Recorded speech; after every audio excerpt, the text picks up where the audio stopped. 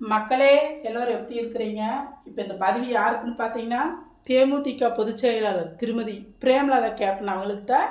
ஏன்னு பார்த்தீங்கன்னா, 2 நாளைக்கு முன்னாடி நான் ஒரு வீடியோ பார்த்துருந்தேன்.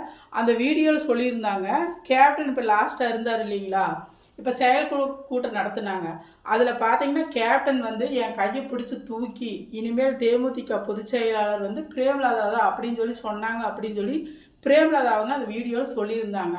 அந்நியார் அவர்களே, நீங்கள் மீண்டும் போய் அந்த வீடியோவை எடுத்து போட்டு பாருங்கள்.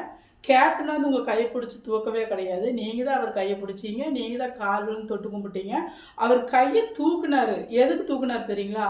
அங்கிருந்த மக்கள் எல்லாம் கேப்டன் கேப்டன் அப்படின்னு சொல்லி சத்தம் போட்டாங்க. அந்த சத்தத்தை கேட்டு தான் வந்து அவர் கையை இப்படி தூக்குனாரே தவிர்த்து உங்கள் கையை பிடிச்சி தூக்கி அவர் எதுவும் சொல்ல கிடையாது.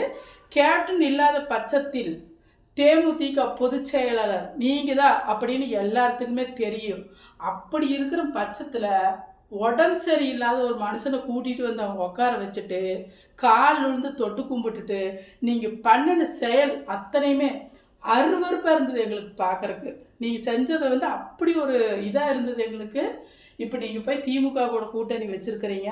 பணம் வேற இப்போ நழுவி பாலில் விழுந்துருக்குது. அதனால நீங்கள் அங்கே போயிருக்கிறீங்க. சரிங்களா?